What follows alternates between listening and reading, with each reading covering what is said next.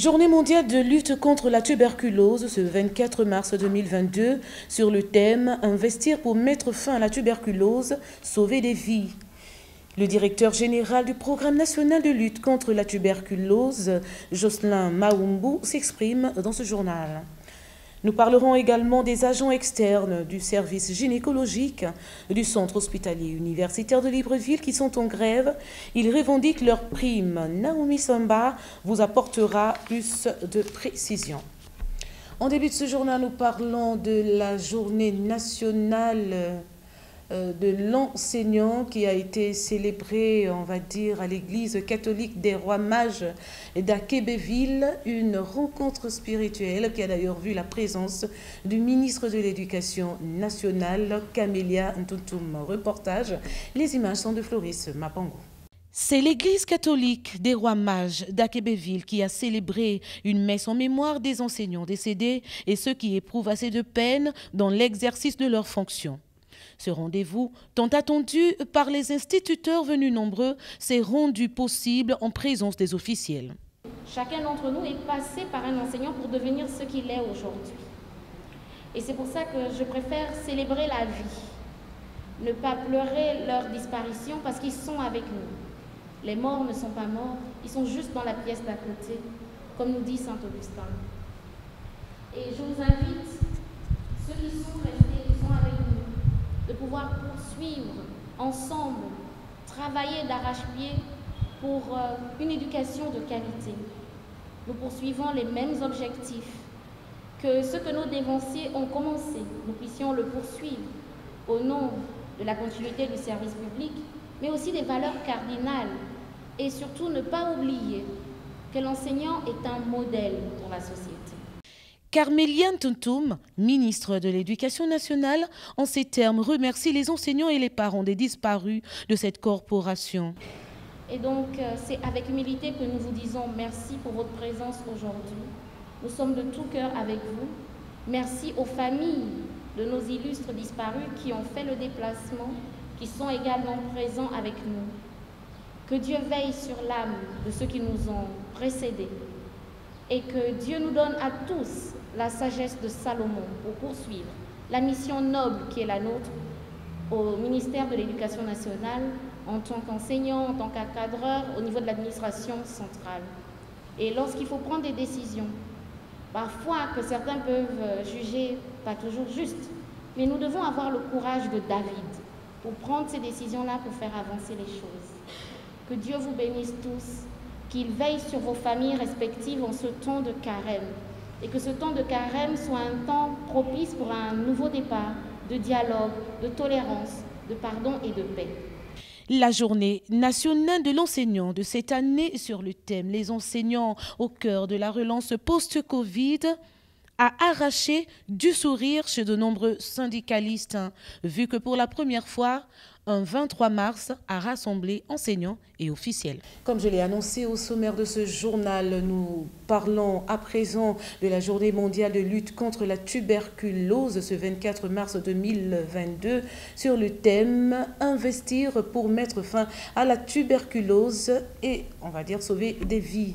Le directeur général du Programme national de lutte contre la tuberculose, Dr Jocelyn Maoumbu, s'exprime dans ce reportage. Les images sont de Floris Mapango.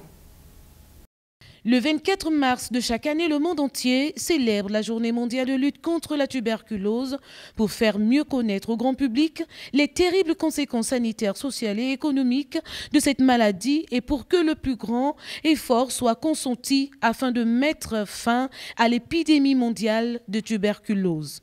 À l'hôpital de Kembo au Gabon, le directeur général du Programme national de lutte contre la tuberculose saisit l'occasion d'interpeller les familles gabonaises à sortir de la peur. Le Programme national de lutte contre la tuberculose a été mis en place depuis 1997 dans le but de réduire la mortalité et la morbidité de la maladie. Actuellement, le Gabon est placé parmi les 30 pays à haute charge de la tuberculose dans le monde. Et donc c'est pour nous l'occasion vraiment de réitérer le vœu, de voir chaque famille vraiment s'investir dans le diagnostic, le traitement, mais surtout le suivi des patients atteints de tuberculose afin que les gens puissent sortir de la peur. Le docteur Jocelyn Maoumbo invite les personnes malades de la tuberculose à ne pas se laisser abattre après être diagnostiquées positifs au bacille de Koch, car tout est mis à disposition pour leur guérison. Alors que la tuberculose, c'est une maladie infectieuse, c'est vrai qu'elle est contagieuse, mais elle se guérit. Quel que soit le statut que l'on peut avoir, aujourd'hui, le gouvernement de la République a mis en place des médicaments pour que tous les malades au Gabon puissent être traités gratuitement, quelles que soient les complications que la tuberculose peut avoir, que ce soit une tuberculose simple ou une tuberculose sensible, les malades reçoivent gratuitement le traitement actuellement au Gabon. Aussi, des stratégies efficaces sont annoncées pour éviter les risques d'être malade. La première stratégie, c'est d'abord un dépistage précoce. Lorsque on découvre la maladie très tôt, nous avons la chance de soigner le malade très tôt et de faire en sorte qu'il ne puisse pas contaminer un plus grand nombre de personnes. C'est déjà la première stratégie. Donc un diagnostic précoce, un traitement précoce également, parce qu'une fois que le malade est traité, au bout de 2 à 4 semaines, le malade devient stérile. Ça veut dire que même s'il avait le BK dans les crachats, ce BK en général est déjà mort. Donc il ne peut plus contaminer d'autres personnes. Et c'est ça l'objectif, c'est de casser la chaîne de transmission et de faire en sorte que le moins de personnes soient contaminées. Plus de 4100 personnes meurent de la tuberculose et près de 30 000 personnes contractent cette infection dévastatrice. La tuberculose est la principale cause de décès chez les personnes vivant avec le VIH et alimente largement la résistance aux antimicrobiens. Cette journée de lutte contre la tuberculose est l'occasion de mettre l'accent sur les personnes touchées par cette maladie. On parle à présent du mouvement d'humeur des agents externes du service gynécologique au centre hospitalier universitaire de Libreville. Ces derniers revendiquent d'ailleurs les meilleures conditions de travail et le paiement de leurs primes. C'est ce que nous précisent d'ailleurs Naomi Samba et Floris Mapango. Le centre hospitalier universitaire de Libreville, vitrine du système de santé, est encore une fois de plus le théâtre de mouvements d'humeur. Le personnel du département mère et enfants gynéco-obstétrique de la dite structure aurait haussé le ton depuis quelques jours déjà. Les femmes en blouse rose dénoncent les faits. En grève, on n'a pas de prime de garde. C'est ça la cause de notre mouvement. Voilà. Depuis le mois de décembre jusqu'à maintenant. Donc ça va faire décembre, janvier, février. Nous sommes en grève depuis la semaine dernière. On réclame les meilleures conditions de travail, nos quotes-parts NAMGS qui ne sont pas payées depuis 2 ans et la prime de garde depuis décembre est impayée. Malgré les multiples interpellations des agents à la hiérarchie, aucune réponse favorable n'est revenue à ces derniers. La hiérarchie est au courant de ça, vu que les internes sont payés. Les internes ont perçu leur prime de garde, mais pas nous. Bon, on a interpellé, il y a eu des promesses, mais souvent qui ne sont pas toujours respectées.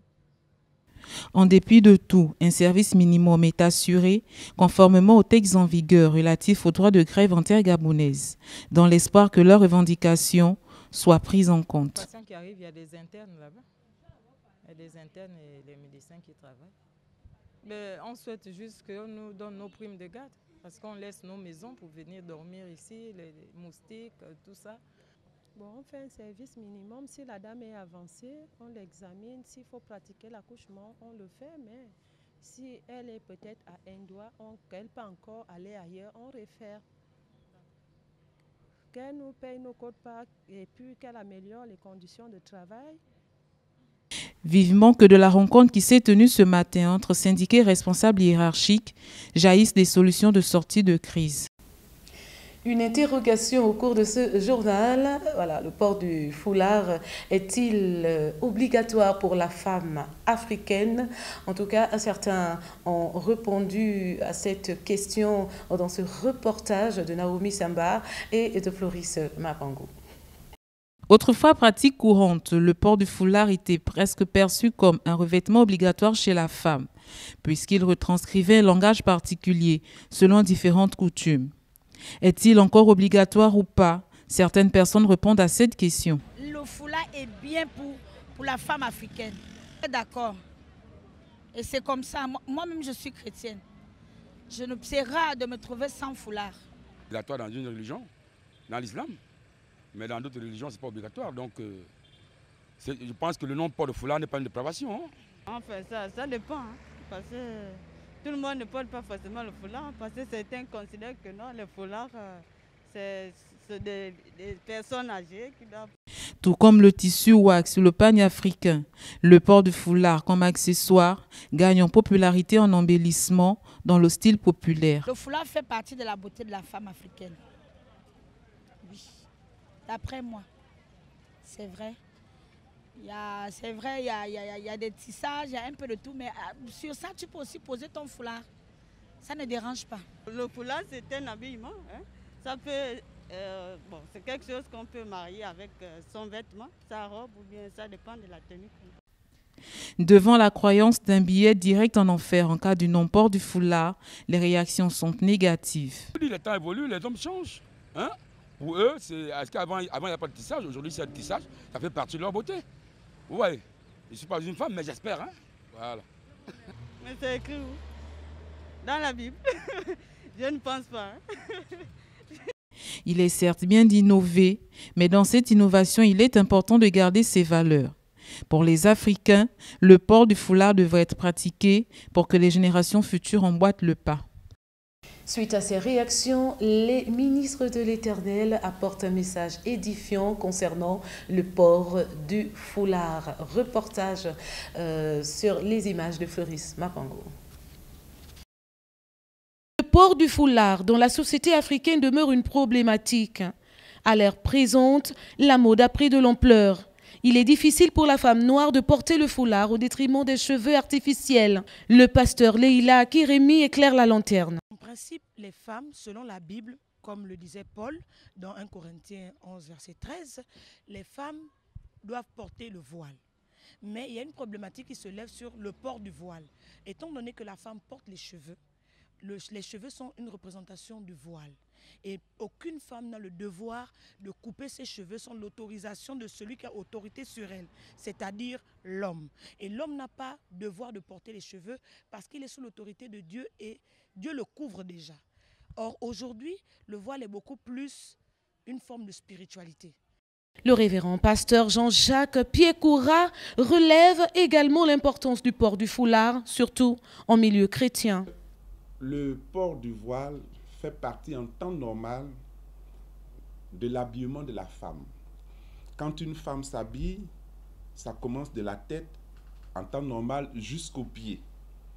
Donc la femme, quand elle s'habille, elle doit aussi habiller sa tête, elle doit habiller son corps, elle doit habiller, ses pieds et elle doit habiller, ses jambes jusqu'aux pieds.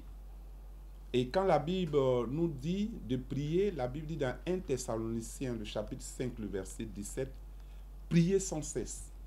Donc un enfant de Dieu, il doit être constamment dans la prière. Il serait naturellement important pour les femmes africaines d'appliquer ce que disent les Écritures.